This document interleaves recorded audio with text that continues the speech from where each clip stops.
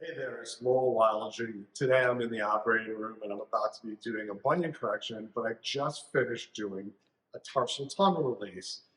Have you noticed recently, at least I've noticed recently, there's a lot more patients with nerve problems in our practices. And I don't know if it's just that I've become better at diagnosing things or there's really more nerve problems going on, whether it's diabetics who have nerve problems, which I don't really see too much of that, or just people with foot and ankle pain that when you really start to evaluate it more deeply, they may have some other concomitant things like plantar fasciitis and other issues, but their underlying problem is nerve problems. And now those nerve problems might be back problems. They might be leg problems, and they might be local nerve problems of tarsal tunnel or common peroneal nerve or superficial peroneal nerve problems. And I have just become more aware of those things in the way I ask patients about their problems. So, non weight bearing pain, more indicative of nerve problems, pain as the day goes on, typical treatments not making people better. All those types of things lead me to understand that there may be more of a nervy etiology going on. And for me, it's really important as I got a great neurologist that I can refer to who can help corroborate what I think's going on through history and physical and as well as EMG.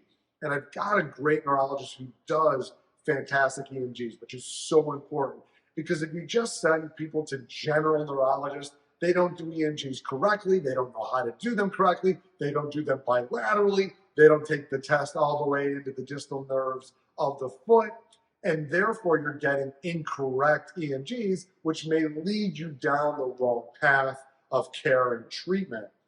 So as I'm thinking about my practice today compared to where it was even 10 years ago, I am so more aware of the nerve problems, the possibility of double crush injuries and things like that. And I have been so much better at not only diagnosing, but treating my patients. And I treat my patients with orthotics and physical therapy, shoe and lifestyle changes, as well as topical medications that can really help people get better. And then in the instances where those things don't work, going on to surgical releases of the nerve entrapment, tarsal tunnel releases, and things like that. I've had consistently good results when I go through all of those things and make the right diagnosis and give the patient the right expectation for surgery and recovery. So as we're looking at these busy times in our practices at the end of the year and at the beginning of next year, I encourage you to be aware of those nerve problems and then making sure you're doing the right diagnostics, the right referrals, and the right treatment. And you can get your patients so much better and make them happier and you happier. Have a great week.